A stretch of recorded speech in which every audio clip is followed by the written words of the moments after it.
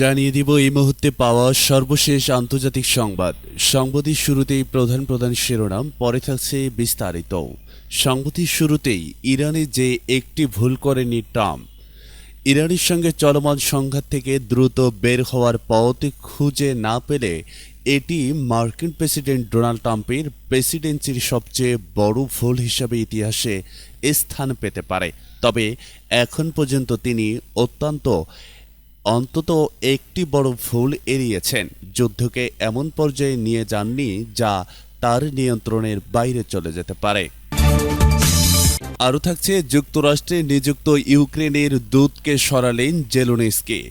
যুক্তরাষ্ট্রে নিযুক্ত রাষ্ট্রদূত ওলহা স্টাফানশিনকে পদ থেকে সরিয়ে দিয়েছেন ইউক্রেনের প্রেসিডেন্ট ভ্লাদিমির জেলেনস্কি। সোমবার ৩রা আগস্ট প্রকাশিত এক সরকারি আদেশে এ সিদ্ধান্ত জানানো হয়েছে, খবর দিয়েছেন রয়টার্স। এদিকে উদয়নিধিকে ভালগার নিধি বলে আক্রমণ টিভিকের। দক্ষিণ অভিনেত্রী তৃষাকে নিয়ে আপত্তিকর মন্তব্যের জেরে তামিলনাড়ুর বিরোধী দলীয় নেতা উদয়নিধি স্টালিন গ্রেপ্তার হওয়ার পর তার বিরুদ্ধে আক্রমণ আরও জোরদার করেছে রাজ্যের ক্ষমতাসীন দল তামিলগা ভেট্রি কাজাকাম টিভি। সর্বশেষ জানিয়ে দিব, 7 দিনের মধ্যে থাইল্যান্ডের ভিসা প্রসেসেই গুরুত্ব। প্রধানমন্ত্রীর উপদেষ্টা ও তার কার্যালয়ের মুখপাত্র মাহুদি আমিনের সঙ্গে সৌজন্য সাক্ষাৎ করেছেন বাংলাদেশের নিযুক্ত থাইল্যান্ডের রাষ্ট্রদূত তিথিপর্ণ সিয়ারসোদি। দর্শক, এতক্ষণ শুনলেন সংবাদ শিরোনাম, এবারে বিস্তারিত খবরে যাওয়ার আগে ভিডিওতে লাইক দিয়ে পুরো ভিডিও দেখার অনুরোধ করছি। ইরানে যে একটি ভুল করেনি ট্রাম্প। ইরানের সঙ্গে চলমান সংঘাত থেকে দ্রুত বের হওয়ার পথ খুঁজে না পেলে এটি মার্কিন প্রেসিডেন্ট ডোনাল্ড ট্রাম্পের প্রেসিডেন্সির সবচেয়ে বড় ভুল হিসাবে ইতিহাসে স্থান পেতে পারে। তবে এখন পর্যন্ত তিনি একটি বড় ভুল এড়িয়েছেন। যুদ্ধকে এমন পর্যায়ে নিয়ে যাননি যা তার নিয়ন্ত্রণের বাইরে চলে যেতে পারে। সিএনএনের এক বিশ্লেষণে বলা হয়েছে, ইতিহাসে দেখা গেছে ভিয়েতনাম, ইরাক ও আফগানিস্তানের মতো যুদ্ধে মার্কিন প্রেসিডেন্টরা নিজেদের মর্যাদার রক্ষা বা যুদ্ধ থেকে বের হওয়ার উপায় খুঁজতে গিয়ে সংঘাত আরও বাড়িয়েছিলেন। কিন্তু শেষ পর্যন্ত সেই সিদ্ধান্তগুলো যুক্তরাষ্ট্রকে দীর্ঘমেয়াদী সংকটে ফেলেছিল। বর্তমানে ট্রাম্পও একই ধরনের এক কঠিন মোড়ে দাঁড়িয়ে আছেন। ইরান আত্মসমর্পণ বা যুক্তরাষ্ট্রের শর্তে আলোচনায় রাজি না হওয়ায় তার সামনে 3টি কঠিন পথ খোলা রয়েছে। প্রথমত, বর্তমানের মতো বিমান হামলা, অস্থায়ী যুদ্ধবিরতি এবং পাল্টাপাল্টি সামুদ্রিক অবরোধ চালিয়ে দীর্ঘস্থায়ী সংঘাত মেনে নেয়া। দ্বিতীয়ত, হামলা আরও জোরদার করে সামরিক লক্ষ্যবস্তুর পাশাপাশি বেসামরিক অবকাঠামোতে আঘাত হানা বা সীমিত পরিসরে স্থল বাহিনী মোতায়েন করা। আর তৃতীয় পথ হল বড় লক্ষ্য অর্জন না করেই যুদ্ধ থেকে সরে আসা। বিশ্লেষকদের মতে 3টি পথই রাজনৈতিক ও সামরিকভাবে ঝুঁকিপূর্ণ। এ কারণেই ট্রাম্প এমন এক যুদ্ধে আটকে পড়েছেন যেখানে জয় কিংবা পরাজয় দুটিরই মূল্য অনেক বেশি। সম্প্রতি সিএনএনের এক প্রতিবেদনে বলা হয়েছে, ইরানের উপর আরও চাপ সৃষ্টি করতে নতুন ও ব্যতিক্রমী কৌশলের খোঁজে মার্কিন সেন্ট্রাল কমান্ড সেন্টকম সামরিক বিশ্লেষকদের কাছে নতুন ধারণা চেয়ে ইমেইল পাঠিয়েছে। এটিও ইঙ্গিত দেয় যে বর্তমান কৌশল নিয়ে মার্কিন সামরিক বাহিনীর ভেতরেও পুনর্বিবেচনা চলছে। এদিকে ইরানের সঙ্গে সম্ভাব্য সমঝোতার কথা বলে সপ্তাহান্তে বড় ধরনের হামলা স্থগিত করার পর সোমবার আবারও কঠোর অবস্থান নেন ট্রাম্প। নিজের সামাজিক যোগাযোগ মাধ্যম ট্রুথ সোশ্যালে তিনি ইরানের নেতৃত্বকে বিশ্বাসঘাতক বলে মন্তব্য করেন। পরে হোয়াইট হাউসে সাংবাদিকদের তিনি বলেন, ভালো একটি চুক্তিতে সই করার জন্য এটাই তাদের শেষ সুযোগ। তিনি আরও হুঁশিয়ারি দেন, তা না হলে ইরানকে নিঃসন্নভাবে বা ডেপুটেশনভাবে এর মুখোমুখি হতে হবে। তবে বিশ্লেষকদের মতে ইরান যদি আরও সেই সতর্কতা উপেক্ষা করে তাহলে ট্রাম্পের সামনে বিকল্প আরও সীমিত হয়ে যাবে। প্রতিবেদনে বলা হয়েছে, ইরানের সেতু, বিদ্যুৎ কেন্দ্র বা অন্যান্য অবকাঠামোতে বড় ধরনের হামলা চালানো হলে তেহরান ও উপসাগরীয় অঞ্চলে যুক্তরাষ্ট্রের মিত্র দেশগুলোর গুরুত্বপূর্ণ স্থাপনায় পাল্টা হামলা চালাতে পারে। এতে যুদ্ধের অর্থনৈতিক প্রভাব আরও বাড়বে। বিশ্লেষণে আরও উল্লেখ করা হয়, যুক্তরাষ্ট্র চাইলে নৌবাহিনীর মাধ্যমে হুরমুজ প্রণালীর নিয়ন্ত্রণ নেয়ার চেষ্টা করতে পারে, তবে এতে মার্কিন যুদ্ধজাহাজ, ক্ষেপণাস্ত্র ও ড্রোন হামলার ঝুঁকিতে পড়বে।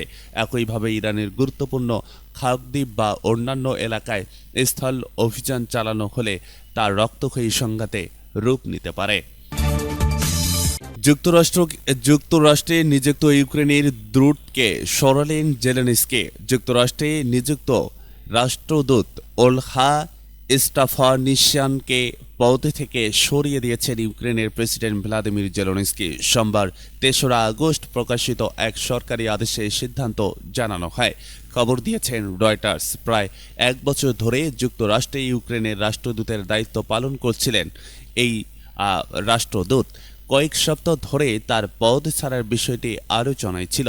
তার বিদায় এমন এক সময়ে হলো যখন ইউক্রেন সরকারের শীর্ষ পর্যায়ে বড় ধরনের পরিবর্তন চলছে। সম্প্রতি দেশটির প্রধানমন্ত্রী ও প্রতিরক্ষা মন্ত্রী সহ গুরুত্বপূর্ণ কয়েকটি পদে রদবদল করা হয়েছে। পাশাপাশি কূটনৈতিক ও রাষ্ট্রদূত পর্যায়ে পরিবর্তনের প্রস্তুতি চলছে বলে জানানো হয়েছে। তিনি লেখেন, ওয়াশিংটনের রাজনৈতিক পরিস্থিতি যখন ইউক্রেনের পক্ষে ছিল না, তখনও আমরা মার্কিন অস্ত্র সরবরাহ বাড়াতে এবং যুক্তরাষ্ট্রের সমর্থন ধরে রাখতে সক্ষম হয়েছি। ইউক্রেনের সরকারি সম্প্রচার মাধ্যম সাফলিনে জানিয়েছে, গত এক সপ্তাহে ওয়াশিংটনের সাংবাদিকদের সঙ্গে আলাপকালে এই রাষ্ট্রদূত বলেছিলেন জেলেনস্কি তাকে পদত্যাগ করতে বলেনি। তিনি আরও জানান, তার পদ ছাড়ার বিষয়ে গণমাধ্যমে ওঠা বিভিন্ন প্রশ্নের জবাব তিনি পরে দেবেন। ইউক্রেনের কয়েকটি সংবাদ মাধ্যমের দাবি, গত মাসেই এই রাষ্ট্রদূত প্রেসিডেন্টকে নিজের পদ ছাড়ার ইচ্ছার কথা জানিয়েছিলেন। প্রতিবেদনে আরও বলা হয়েছে, তার সম্পদ ঘোষণায় অনিয়মের অভিযোগ নিয়ে দীর্ঘদিন ধরে তদন্ত চলছিল। উদয়নিধিকে ভালগার নিধি বলে আক্রমণ টিভিকের। দক্ষিণী অভিনেত্রী তিশাকে নিয়ে আপত্তিকর মন্তব্যের জেরে তামিলনাড়ুর বিরোধী দলীয় নেতা উদয়নিধি স্টালিন গ্রেপ্তার হওয়ার পর বিরুদ্ধে আক্রমণ আরও জোরদার করেছে রাজ্যের ক্ষমতাসীন দল তামিলগা ভেট্রি কাজাকাম। টিভিকে মঙ্গলবার ৪ আগস্ট টিভিকের নেতা আমেরিকাকে নারায়ণগণ উদয়নিধি নামের বঙ্গাত্মক রূপান্তর করে তাকে উদয়নিধির বদলে ভালগার নিধি, অশ্লীল নিধি বলে অভিহিত করার আহ্বান জানান। এক সাক্ষাৎকারে টিভিকে নেতা আমেরিকাকে নারায়ণ বলে তার নাম যেন কি ভালগার নিধি, তাকে উদয়নিধি বলা বন্ধ করে নাম বলে ভালগার নিধি রাখা উচিত। গ্রেপ্তারের যৌক্তিকতা তুলে ধরে তিনি আরও বলেন, মুখ্যমন্ত্রী বিজয় ও সরকারের বিরুদ্ধে কথা বলার জন্য তাকে গ্রেপ্তার করা হয়নি। একজন নারীকে অপমান করা এবং তামিলনাড়ুর নারী সমাজকে হেয় করার জন্যই তার বিরুদ্ধে এই আইনি পদক্ষেপ নেওয়া হয়েছে। এই ঘটনায় অন্যান্য রাজনৈতিক দলগুলোর তরফ থেকেও প্রতিক্রিয়া এসেছে। উদয়নিধিকে বক্তব্যে অনুপ্রভূত ও অনাবশ্যক বলে মন্তব্য করেছেন কংগ্রেস সংসদ সদস্য কার্তি চিদাম্বরকর। তিনি বলেন, দায়িত্বশীল শীর্ষ নেতাদের কাছ থেকে এই ধরনের মন্তব্য আশা করা যায় না, এটি সহজেই এড়িয়ে যাওয়া যেত। সর্বশেষ 7 দিনের মধ্যে থাইল্যান্ডের ভিসা প্রসেস গুরুত্ব। প্রধানমন্ত্রীর উপদেষ্টা ও তার কার্যালয়ের মুখপাত্র মাহুদি আমিনের সঙ্গে সৌজন্য সাক্ষাৎ করেছেন বাংলাদেশের নিযুক্ত থাইল্যান্ডের রাষ্ট্রদূত তিথিপর্ণ সিরাসওয়াদি।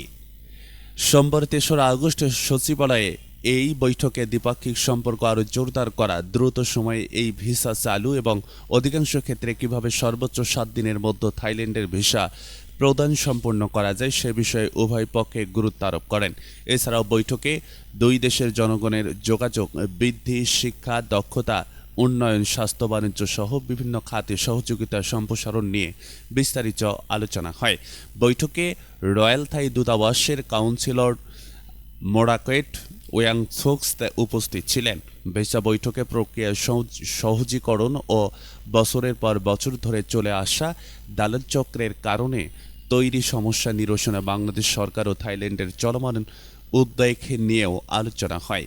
ই ভিসা ব্যবস্থা চালু এবং দ্রুত সময়ের মধ্যে ভিসা প্রদানের সম্ভাবনা নিয়ে মতবিনিময় হয়। বৈঠকে বাংলাদেশ সরকারের শিক্ষা খাতের বিভিন্ন পরিকল্পনা তুলে ধরা হয়। শিক্ষাক্ষেত্রে সরকারের উদ্যোগ, আনন্দময় শিক্ষণ, পাঠ্যক্রমে ক্রিয়া ও সংস্কৃতি অন্তর্ভুক্তি, তৃতীয় ভাষা শিক্ষা বাধ্যতামূলক করা এবং সবার জন্য কারিগরি শিক্ষা নিশ্চিতকরণ বিভিন্ন বিষয় উঠে আসে। দর্শকেই ছিল সর্বশেষ আপডেট। পরবর্তী নিউজ দেখার আমন্ত্রণ জানিয়ে এখনকার মতো বিদায় নিচ্ছি। আল্লাহ হাফেজ।